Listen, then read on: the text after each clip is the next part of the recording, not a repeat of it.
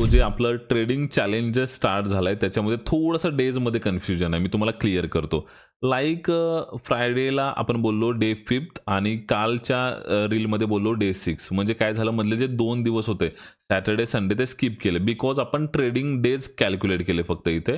5व्या दिवशी ट्रेडिंग झालं, नंतर 6व्या दिवशी ट्रेडिंग झालं.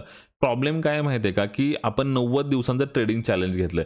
90 दिवसांचं ट्रेडिंग चॅलेंज म्हणजे काय, तर 3 महिन्याचं स्टेटस आपल्याला दाखवायचं होतं. ट्रेडिंग डेज काउंट करून तर चालणार नाही. आपल्याला 30 दिवसांचं चॅलेंज जेव्हा कंप्लीट होईल तेव्हा 1 महिना पूर्ण झाला असं कॅल्क्युलेट करायचे. 60 दिवस कंप्लीट झाले म्हणजे 2 महिने आणि 90 डेज म्हणजे 3 महिने कंप्लीट झाले. तर याप्रमाणे आपल्याला ट्रेडिंग डेज कॅल्क्युलेट न करता कॅलेंडर डेज काउंट करायला पाहिजे, जेणेकरून 30 दिवस जेव्हा कंप्लीट होतील त्या दिवशी आपल्याला समजायला पाहिजे की 1 महिना कंप्लीट झाला. म्हणजे आजचा दिवस जो आहे तो 9वा असणार, उद्याचा 10वा असणार, सॅटर्डे संडे आणि सुट्टी सुद्धा काउंट होणार. 30 दिवसांचे चॅलेंज म्हणजे 1 महिना कंप्लीट झाला. सो आय होप हे कन्फ्युजन दूर झालं असेल.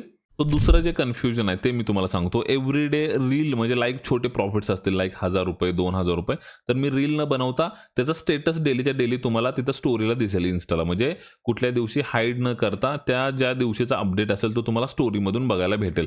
सो बेटर की ज्या दिवशी लर्निंग असेल, ज्या दिवशी लॉसेस जास्त होतील, म्हणजे फ्रिक्वेंटली मी रील बनवणार नो डाऊट. मग ज्या दिवशी लर्निंग नसेल किंवा पीएनएल खूप छोटा असेल किंवा मी बाहेर असेल त्या दिवशी ऑब्व्हियसली मी स्टोरी 100% टाकणार. सो स्टोरी थ्रू तुम्हाला 100% अपडेट्स डेली किंवा रेग्युलर अपडेट्स बघायला भेटतील. तो तिसरी आणि मोस्ट इम्पॉर्टंट अपडेट ही होती की मित्रांनो, आतापर्यंत तरी चालू नाही केलं, पण ह्याच्या पुढे मी ना एसटीबीटी ट्रेड पण चालू करणार आहे. लाईक ओव्हरनाईट पण ट्रेड आपण करणार आहे, जेणेकरून आपल्याला काहीतरी एक्स्ट्रा रिटर्न जनरेट व्हावे.